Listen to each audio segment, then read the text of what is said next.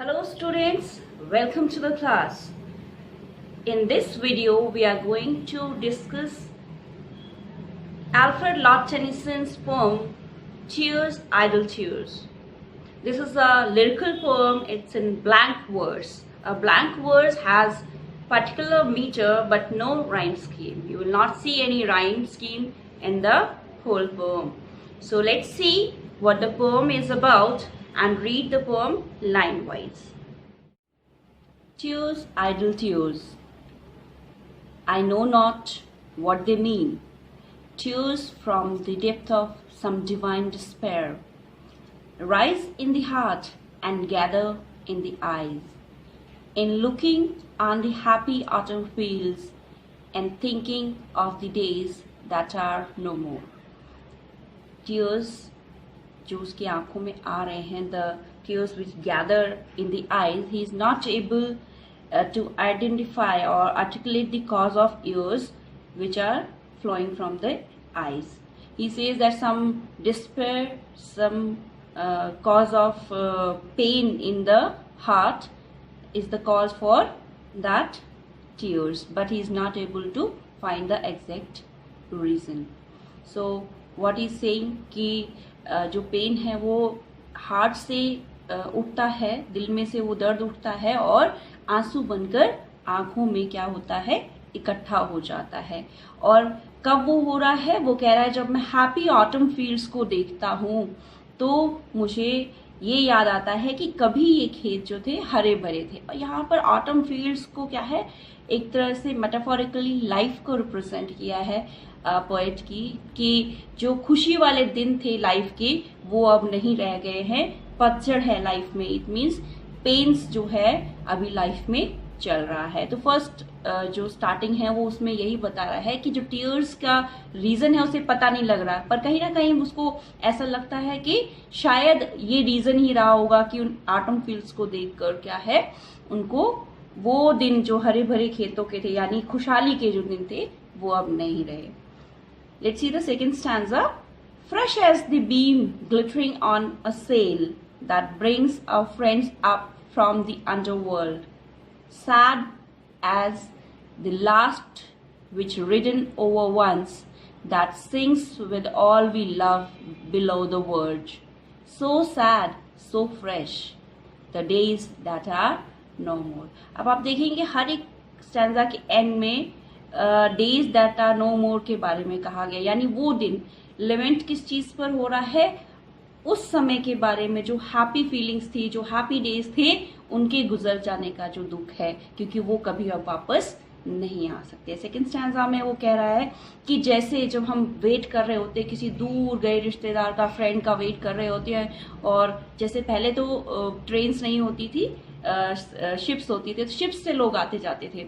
तो उस marine root पर जब आप कह सकते हो कि हार्बर पे खड़े वेट कर रहे हो फ्रेंड का, और दूर से आपको सेल जो होती है, शिप का एक मास्ट होती है, उसका ऊपर का हिस्सा होता है, तो उस वो जब आपको थोड़ी थोड़ी दिखाई देती है फर्स्ट बीम के साथ, उस रोशनी के साथ, तो आपके दिल में जो खुशी पैदा होती है, तो उस तरह की खुशी जो है वो पैदा हो रही है. लेकिन यहाँ अंडरवर्ल्ड की भी बात करें, यहाँ अंडरवर्ल्ड के दो मीनिंग्स हैं.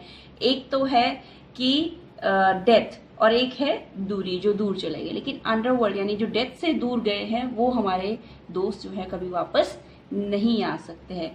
तो जो दूर वैसे चले गए हैं, उन फ्रेंड्स की आने की तो खुशी है, लेकिन दुख उस चीज का है कि जो हमेशा के लिए चले गए हैं, दोज हु आर डेड, वो आपको कभी वापस नहीं मिलेंगे. तो वो कैसी फीलिंग देते हैं, सैडनेस की. जैसे जब आपको कोई दूर लेके जा रहा हो, डेथ बेड पर पड़ा हो आपका फ्रेंड, आपका क्लोज वन, तो आपको वो फीलिंग होती है. वैसे ही जब दूर जा रही हो, शिप एक तो लेके आ रही है, एक लेके जा रही है, तो लास्ट तक आप उसको सेल को देखते हैं कि जब तक वो आंखों से ओझल नहीं हो जाती. तो दोनों चीजें जो है फीलिंग्स इसमें पोएट ने डिस्क्राइब की हैं. खुशी की तब जब वो आपके पास आ रहा है, और जब आप बिछड़ रहे हैं तब उस दुख के बारे में कहा है. तो भी वो टीयर्स जो है वो आपकी आंखों में आ जाते हैं. टीयर्स सेम होते हैं, दुख में भी टीयर्स आते हैं और सुख में भी आते हैं, बट फीलिंग्स जो हार्ट में अराइज होती है वो सिर्फ डिफरेंट हो जाती है. Let's move on to the next stanza. Ah, sad and strange as in dark summer dawns, the earliest pipe of half-awakened birds, to dying ears, when unto dying eyes, the casement slowly grows a glimmering square. So sad, so strange, the days that are no more. इसमें feelings जो बताई है वो strange बताई है, sad भी बताई है, पर उसका रीजन जो है पोएट को नहीं मालूम है। जैसे डार्क समर्स के टाइम पर सुबह सुबह जब होती है तो बर्ड्स की चर्पिंग सुनाई देती है, वो हम लोगों को तो बहुत सुहावनी लगती है, लेकिन जो डेथ बेड पर है, जो अपनी लास्ट सांसें ले रहा है, the one who is just about to die, उसके लिए वो बर्ड्स की चर्पिंग जो है वो शायद पेनफुल होती है।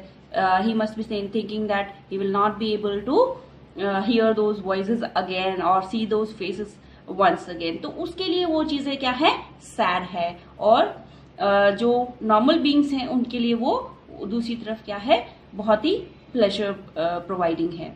तो उस डाइंग आइज के लिए क्या है, वो केसमेंट जिससे कभी उठकर हम नॉर्मल वेज में बाहर देखते हैं, वो केसमेंट भी क्या है, एक ग्लिमरिंग स्क्वायर है, because you are the person is losing the senses, उसकी सेंसेस खत्म हो रही हैं धीरे धीरे, वो आइडेंटिफाई नहीं कर सकता, उसकी आंखों की जो रोशनी है वो धीरे धीरे कम हो जाती है ड्यू टू द प्रोसीजर जिसकी वजह से डेथ हो रही है। तो वो क्या है, उसका माइंड जो है वो फंक्शन करना बंद कर देता है, और वो जो केसमेंट था, जो विंडो थी, वो उसके लिए सिर्फ शायद एक चमकता हुआ स्क्वायर सा ही दिखने लग जाता है, क्योंकि धीरे धीरे वो अपनी डेथ की तरफ बढ़ रहा है। इसलिए उसको कहा है कि ये जो फीलिंग्स हैं दोनों तरह में, नॉर्मल सिचुएशन में और डेथ बेड पे लाइंग पर्सन के लिए, कितनी सैड और स्ट्रेंज है।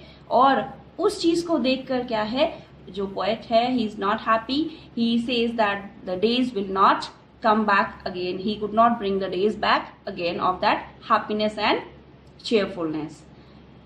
Next stanza जो है देखिए, dear as remembered cases after death, and sweet as those by hopeless fancy feigned, on lips that are for others, deep as love, deep as first love, and wild with all regret.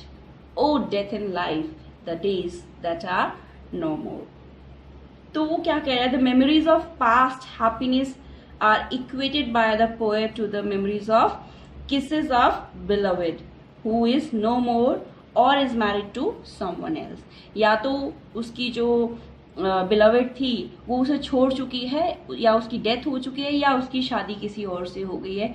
तो उन memories को, past happiness की memories को उससे poet ने क्या किया है, कंपेयर किया। ऐसा ही है, वही पेन एंड प्लेजर फील होता है हार्ट के अंदर जब वो पोएट कह रहा है कि आप अपने बिलवेड के बारे में, उस फर्स्ट किस के बारे में सोचते हैं जो आपकी बिलवेड ने दी थी, पर आज वो नहीं है, उसकी डेथ हो गई है, या वो किसी और की हो गई है, और किसी से शादी हो गई है। तो जो पेन फील होता है, तो वो भी इसमें उसने बताया है रीजन फॉर द टीयर्स। तो दोनों हैप्पीनेस एंड सैडनेस साइमल्टेनियसली इस पोम का जो है एक पार्ट है जो पोएट ने डिस्कस किया है, reason for tears.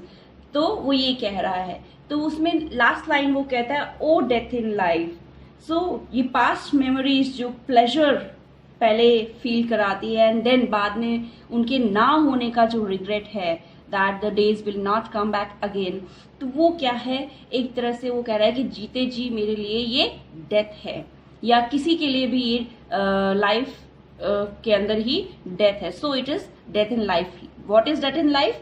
The pleasure and pains of past, the pleasures of past which are no more today and which give you the pain that they are no more. तो इसमें यही चीज लेमेंट कर रहा है पोम में पोएट कि he cannot bring back those happy days. तो ये थीम है हमारी इस पोम का, छोटी सी पोम है, आप देख सकते हैं।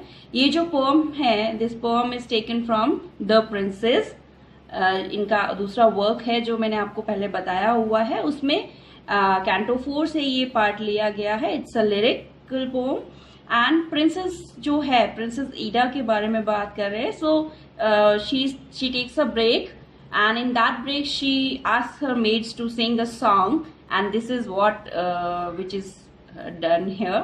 So it's iambic pentameter lines. What are meters and how to find that I'll tell you in some other video. So lyric है, ब्लैंक वर्ड्स में है, that this you have to remember. What is blank words? When there a particular meter is there but rhyming is not there, so you can see all the lines, you don't see any rhymings at the end. So this is what the blank verse is. So children, I hope you all have understood this poem, and you can for detailed summary and illustration you can see the description box. And till the next video, keep learning and enjoying literature.